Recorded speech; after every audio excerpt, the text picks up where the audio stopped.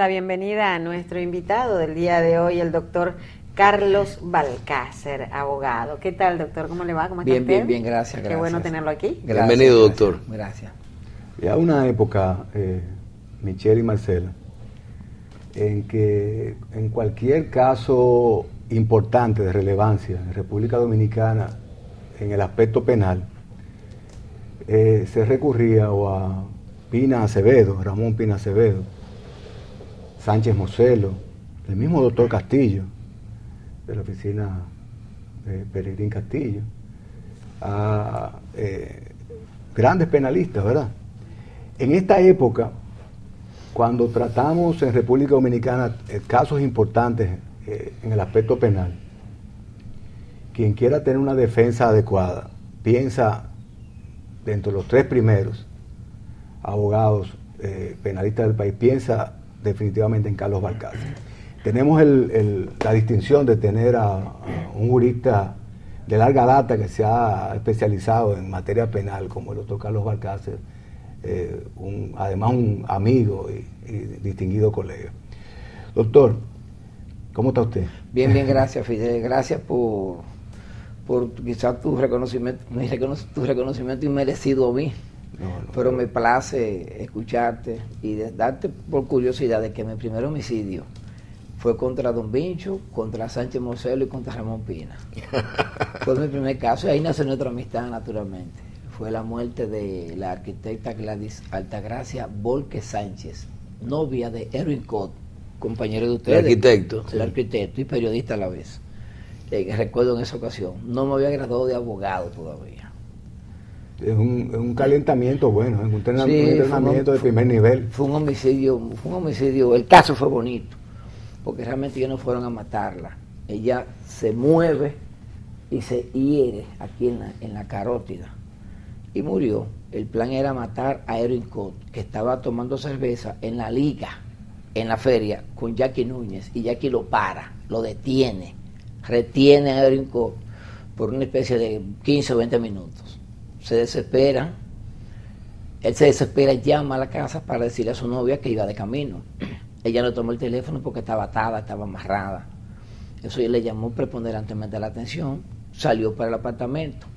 Ahí después de la José Amado Soler, que hace esquina Lincoln, una esquina antes de ahí. Sí, ¿dónde están los edificios de correcto, de ladrillo. Sí. Correcto, ahí se dio ese homicidio. Fueron condenados todos y el mío era un jockey famoso de la época, Amable Paul, con la época de Felo Flores, Quilquilco, y la corte me redujo la pena a 10, se fue con la condicional y murió en Venezuela. O sea, ahí nació la amistad mía con Don Vincho, luego yo trabajé con Don Vincho en algunos casos, Héctor Méndez, Zuleika Yaniro Raca Jiménez y otros casos más. Sí, pero cuando se junta la oportunidad con el talento, surge entonces un individuo del calibre suyo, porque la oportunidad de haber litigado con maestros del derecho dominicano, de los mejores abogados de toda la historia del país, jurídica del país, si se tiene el talento, surge un Carlos Balcácer, que es la parte importante. Dentro de esos casos actuales, usted tiene, doctor, el caso de algunos de los imputados del tema de la OISOE. Dos imputados. Dos imputados. Los dos que estaban en la listica de... Correcto. Los dos que dejó la persona... No. De esos dos, uno de ellos, Alejandro de los Santos, y el otro, el tema del abogado, mal llamado, el hombre, el joven del maletín. Sí. En ese caso específico, nosotros queremos aprovechar su presencia para que usted nos arroje luz con respecto a algunos aspectos. Bien. La percepción es que estos individuos que usted defiende, algunos de ellos que usted defiende, tuvieron que ver con la muerte del arquitecto. Y la percepción pública es generalizada en las personas que no tienen algún tipo de experiencia jurídica, es que ellos son responsables de la muerte del individuo, ¿verdad? Sí. Y que además lo extorsionaban, parece como si fueran dos tipos penales, un homicidio y una extorsión. Aclárenos la situación. ¿Cuál es el contexto jurídico de la situación que acontece en este caso? Bien, la desgracia fue que ese infausto arquitecto se matara en Oizoe, porque es una muerte simbólica. Si eso hubiese lanzado por el río Soco, no pasa nada. O se da un disparo en el baño de su casa, no hubiese pasado nada. Como ocurre todos los días con suicidios, de acuerdo a las tasas. Ocurre lo siguiente: cuando Danilo Medina le lanza el 4% a la educación, ante una petición a nivel de pueblo, Danilo no se imaginaba el efecto que eso iba a tener. No solamente en el aspecto publicitario, en el aspecto realmente necesario, tangible de las escuelas, sino Danilo no sabía que le iba a colocar en las manos a arquitectos e ingenieros que nunca habían contado 20,000 pesos juntos, después de haberse recibido como tales, recibir 20 millones de pesos. Entonces, ¿qué ocurre? Cuando Danilo anuncia el plan de escuelas, hay que crear obligatoriamente un departamento de edificación de escuelas en Oizoe. Se creó con un departamento correspondiente. También Contraloría coloca un personal, un mundo entero, con computadora, departamento, todo en Oizoe y en obras públicas. Es lo que yo le iba a decir, ese departamento no estaba en obras públicas. Claro, y en Oizoe también.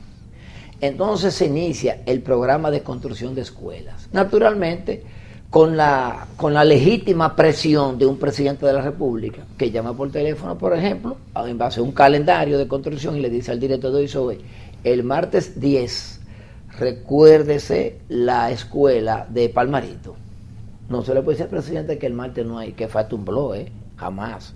Y la muestra fue cuando Danilo Medina llega a una escuela y llama al ingeniero, que no estaba ahí.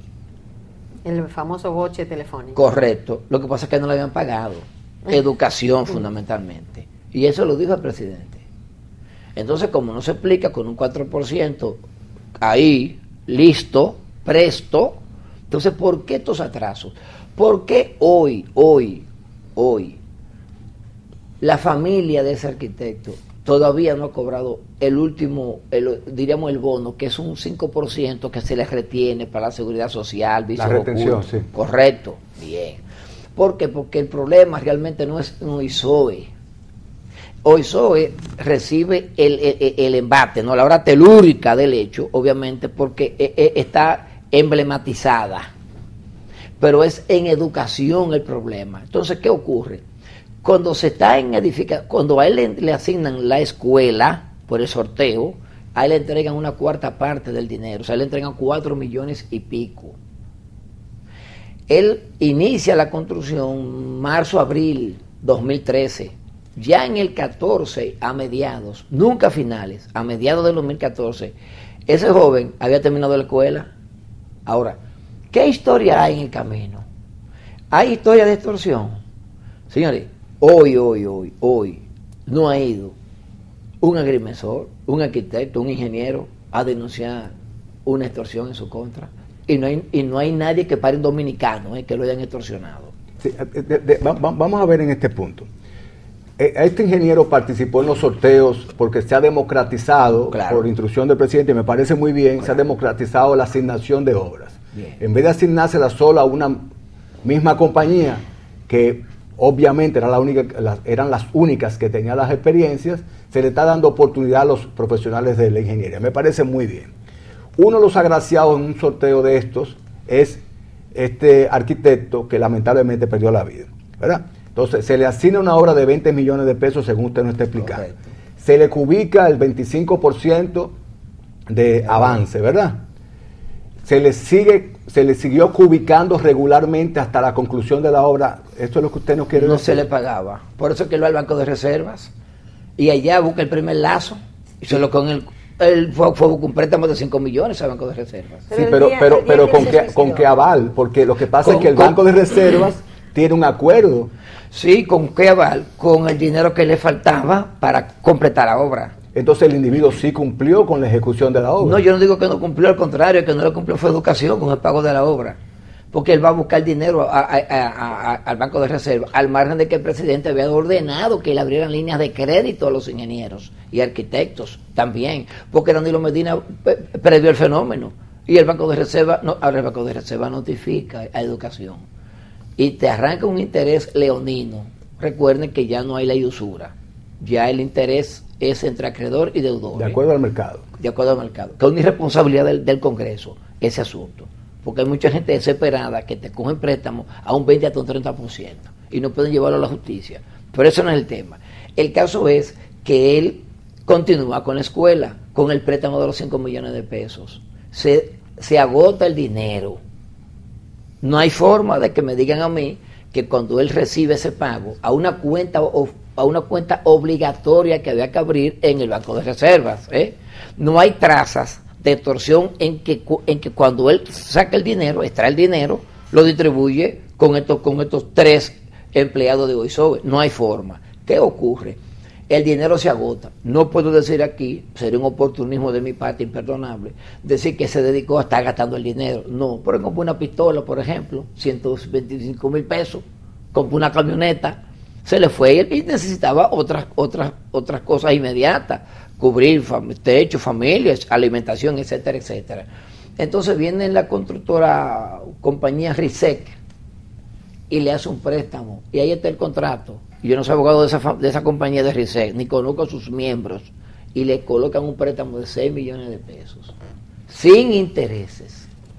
Tú sabes, Fidel, por tu experiencia, que tú has estudiado Derecho Civil, que eso es tu obra, más bien, de que el contrato que no pone el interés, acreedor que no puede reclamar interés. Claro. Eso no se estila, ni es de derecho común, ni es tácito. Si la obligación no está consignada, no se está puede reclamar. Consignada. Bien, entonces él absorbe el dinero también.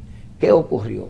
Que lamentablemente había una especie de política nueva en el sentido de decir, bueno, de cuestionar más bien los contratos anteriores, realmente. Y entiendo que fue un error de OISOE. Un error de OISOE porque, a él, según me dicen los familiares y los mismos imputados, a él lo habían desalentado a continuar pagándole el 5% que estaba retenido y la última cuota, porque son 2 pagos que Educación tenía pendiente con él. Pero, doctor, ¿pero cuál es la participación material de estos empleados de la OISOE?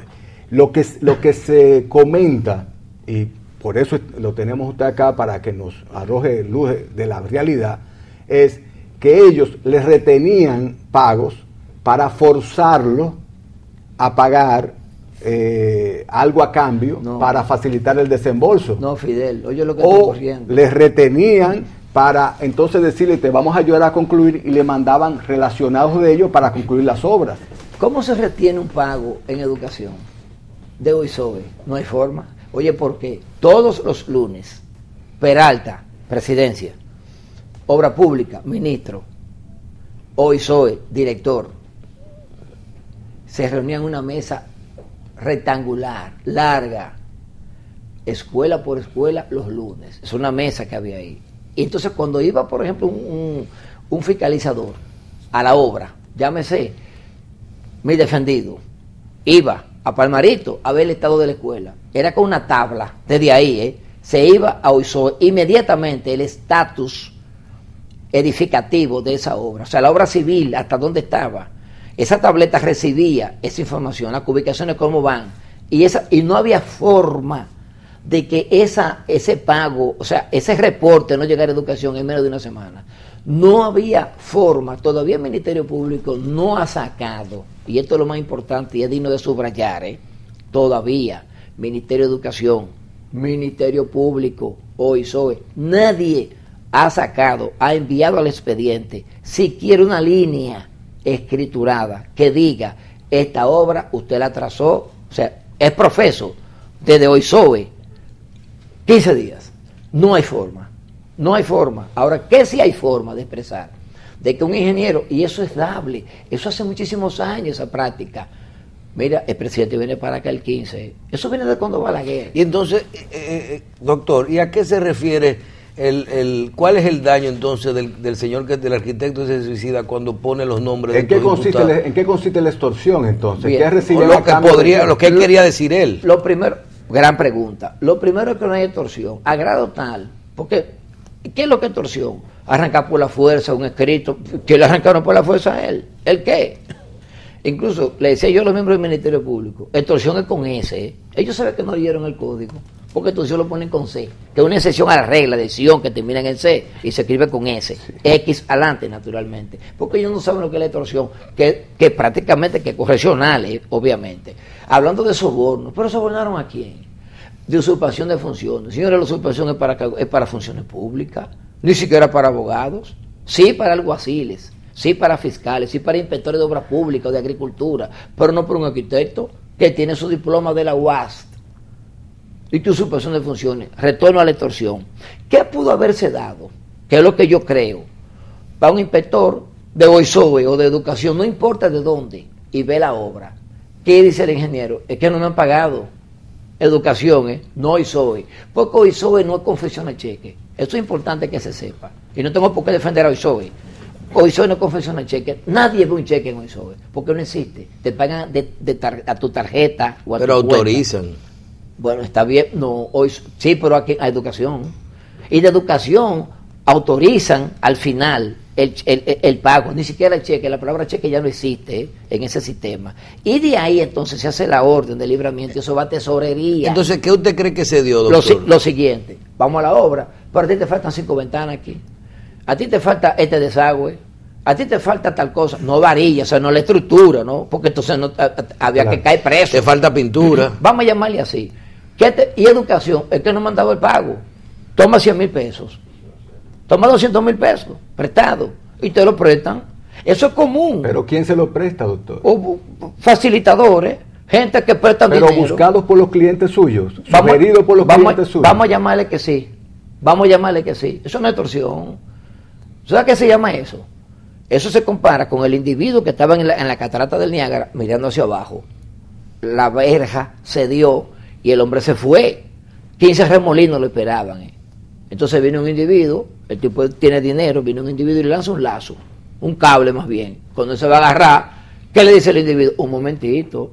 Antes de tú agarrarse ese cable tenemos que discutir ciertas condiciones.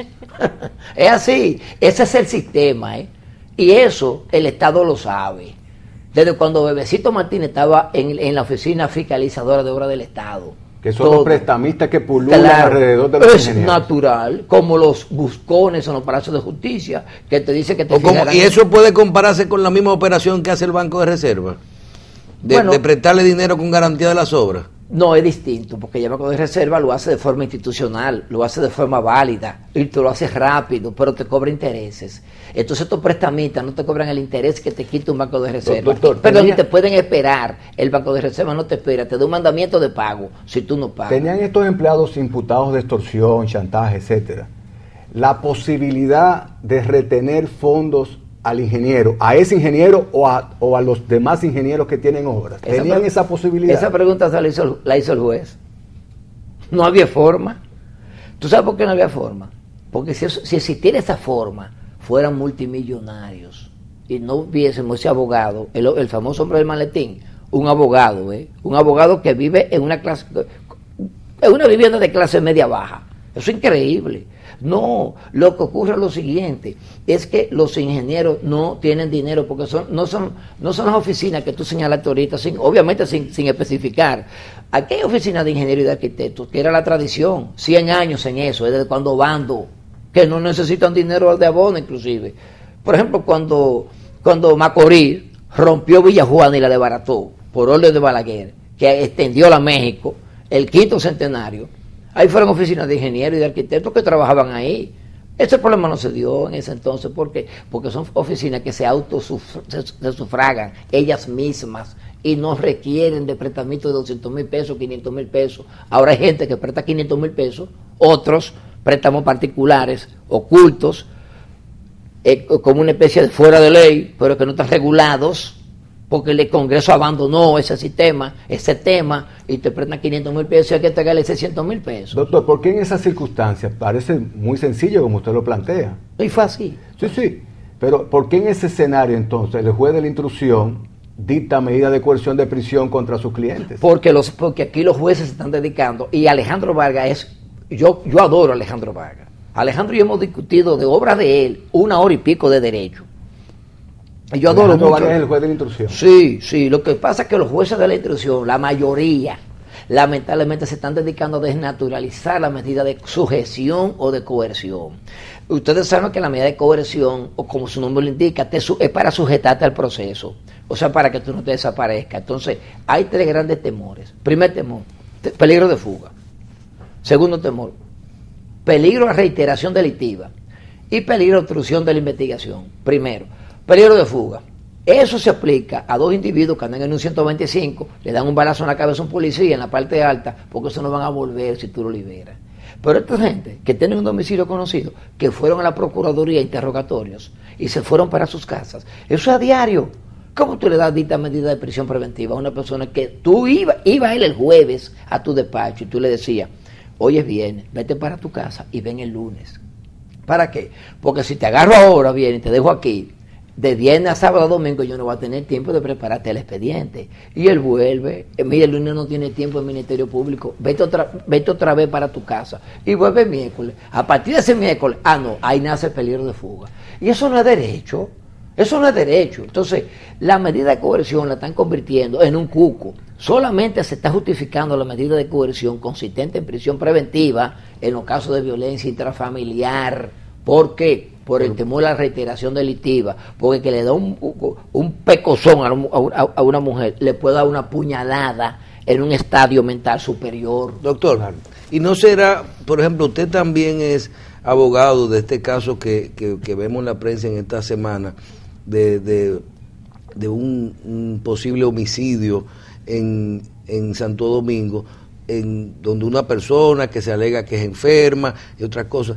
¿No será que la cantidad de prensa, tanto de redes sociales, la prensa, como yo le digo, el segundo juicio, el juicio paralelo, le decimos aquí, ¿no será que está llevando, prejuiciando o juzgando con anterioridad, determinando la culpabilidad de la gente antes de tiempo? Eso porque en este caso, por ejemplo, que usted es el abogado del acusado, Yamil Baza. Ajá, vemos que ya todo el mundo lo da como culpable sin ni siquiera analizar los hechos. Lo que pasa es que esto es una sociedad de ignorantes. No, con todo el respeto que me merece la población, porque el tema de la patología mental es un tema muy particular, muy especialísimos. Tú sabes que para tú estudiar, señores, hay que ver cómo un cerebro se daña. Es increíble. Porque no solamente hay una úlcera péptica, no solamente hay una cardiopatía, también el cerebro se daña.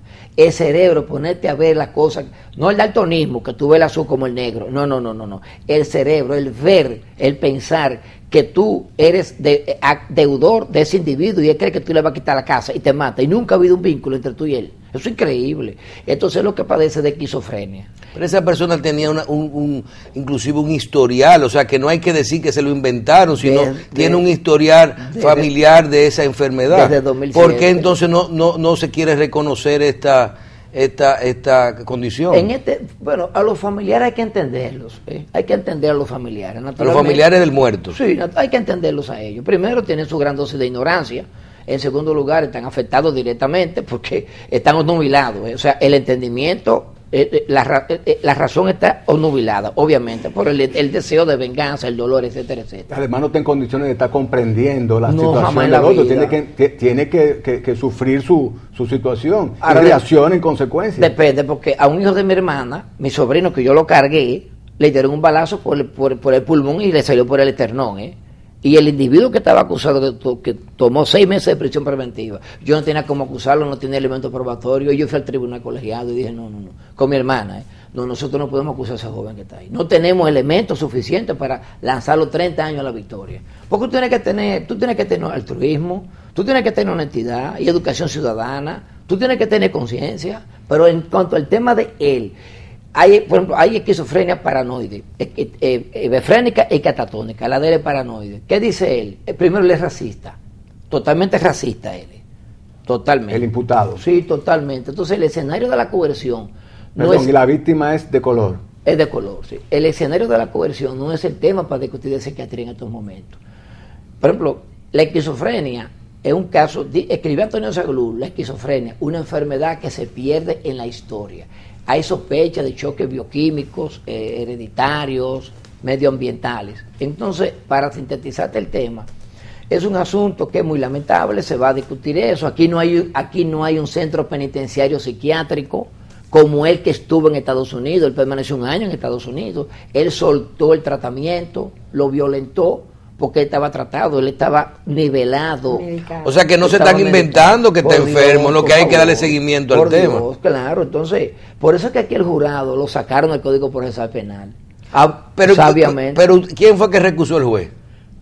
Hoy los abogados de la familia de los hijos. ¿Por qué? Porque ¿qué alegan? Ellos alegan de forma irresponsable que la jueza me otorgaba más plazo a mí, más tiempo a mí para hablar que a ellos. Ellos son 5, ellos son colegiados, son 5. Que yo llegué a las 6 de la tarde, y la jueza, que yo llegué a las 7 de la noche y la jueza llegó a las 6 de la tarde.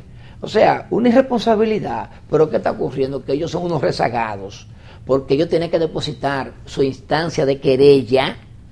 Por ejemplo, el domingo a las 9 de la noche estábamos allá peleando, para que eso no se vio, y rodamos para el martes. ¿Por qué? Porque la jueza, si empieza un caso, por el principio de inmediación, tiene que continuarlo, porque el lunes hay otro. Entonces no se conoció la medida de No se conoció, se puso para el martes. Entonces es una medida, para el próximo martes. Sí, pero que es una medida, en ese entonces, pero que es una medida que dura 25 minutos, porque yo iba a pedir, iba a pedir prisión preventiva, yo iba a pedir reprisión preventiva, que es peor todavía, porque yo le iba a pedir a la magistrada, y lo voy a hacer, de que lo coloque a él, por ejemplo, en un centro carcelario con seguridad, porque esta familia quiere tomar retaliación. Este tipo de familia lo que quiere retrotraerse a la venganza privada, porque ahí nosotros nos atrasamos. Pero ese es un paciente enfermo, doctor. No, ellos no lo entienden. Hay dos puntos a resaltar. Dicen que él es psicótico, que él es psicópata, pero no entiende que es una enfermedad, la psicopatía. Hay 2 puntos a resaltar. Ojalá pueda hacer la mayor brevedad, doctor, posible. ¿Cómo no?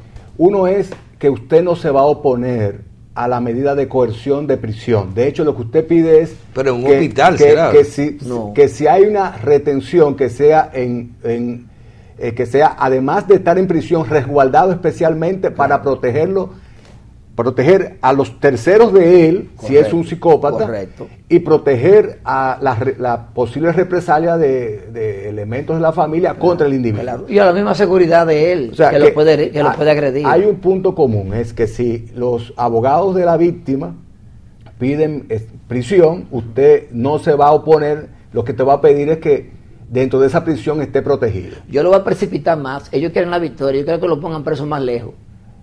Yo quiero San Pedro de Macorís. Perfecto. O sea, yo estoy mejor que ellos. Segundo, un detalle técnico. Entonces, por sus palabras, infiero que posiblemente usted va a alegar que él no es culpable. Puede ser responsable del hecho material, sí, de la comisión. De la muerte del individuo. O sea, él es responsable porque materialmente accionó, correcto, para matarlo. Correcto. Pero usted va a alegar que él no es culpable porque tiene deficiencias psíquicas que no le permiten actuar con intención. Pues eso se llama en derecho, que tú lo conoces, inimputabilidad. Inimputabilidad. Es el mismo caso de la legítima defensa o la fuerza irresistible. El mismo caso. La única sentencia que tiene el país, y yo te lo comentaba fuera de cámara, fue con Héctor Cabal Ortega, un esquizofrénico normal, 10 años feliz, matrimonio feliz, 30 años le dieron. La Corte lo descargó. El Ministerio Público recurrió, la Suprema dijo porque hay 7... Y no tenía una condición previa, en este se sabe que tiene una condición previa. Exacto, aquel había sido tratado por Guillén, por Zaglú y varios más, pero una abogada, para terminarte ya la respuesta, una abogada Sacreto Valencia, de 60 años de edad, el esposo le brincó arriba con un cuchillo, ella cogió el cable del teléfono y lo ahorcó, herida ella, duró 20 días en el Palacio de Justicia, le enviaron a juicio y la descargaron. Un problema de inimputabilidad. Eso está claro. Es un problema de insanidad mental y no hay cosa que yo le decía ahorita que cuide más a un insano que el código. porque es que lo protege aquí en todas las legislaciones del mundo. Y el Código Penal que viene de camino, ese que están hablando de los 40 años y de los femicidios, no feminicidios, femicidios, ese código que es más duro, te eleva 40 años y te da cúmulo de penas. Ese código protege más todavía, Lisandro.